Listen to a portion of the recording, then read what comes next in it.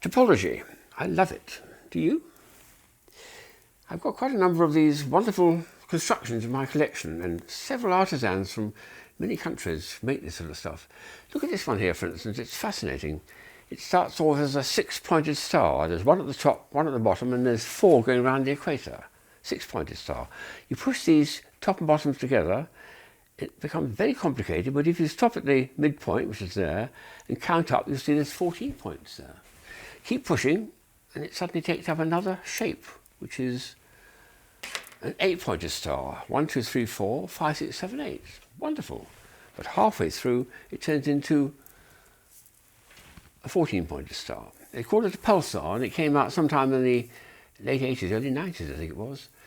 And this particular version was designed by Rick Flowerday, who came across these aluminium tubes from a German company and found a lovely way of creating this wonderful construction. So I've got several of these in my collection. This is by far the most elegant of them. I've got one more to show at the end, but that's, I think, my all-time favourite, and I've made lots of these to pass on to friends. So the Pulsar is number one. Here's a Canadian company called the Orb Factory, who makes lots of lovely things, all geometry, and these ones are made from aluminium tubes but with elastication. There's elastic bands in between them, hold them together.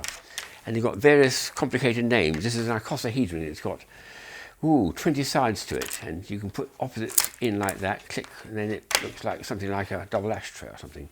Very interesting. So lovely shape changes when you click them in. And then the other ones, I slightly prefer these other two because they're somehow more interesting. You can make them flat to start with. This one is a cube octahedron. I think it's extraordinary. You take two sides and push them together, and then you can bring up the corners and make a tetrahedron. There we are, a pyramid. Very nice shape. Let it flatten again, pull it out, and makes that shape there. And again, you can push the middles together to form a nice effect. And the last one of it is a dodecaflex, I think it's called. I quite like this because when you take opposite sides like that and put them together and then squeeze them, you get a very nice, simple shape in the middle. Look, it's just a six-pointed, 1, 2, 3, 4, 5, 6-pointed star almost. Extraordinary, isn't it? And it opens up into that shape there. So flexible and fun to play with.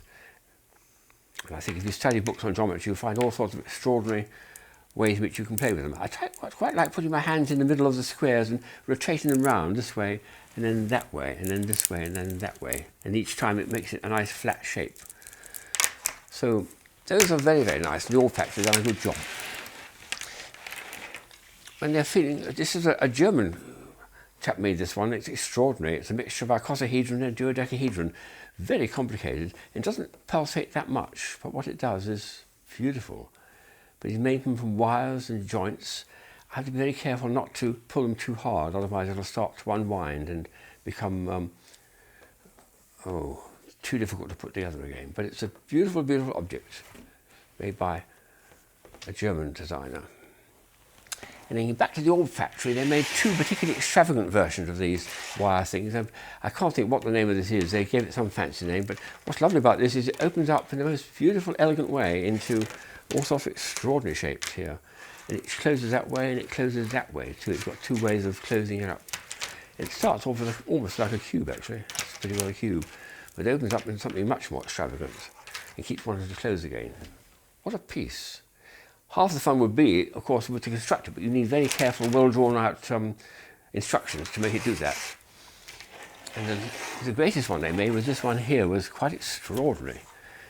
This was really their pièce de résistance, they called it, because there's so much complication of things going on here when they move back and forward. Absolutely amazing.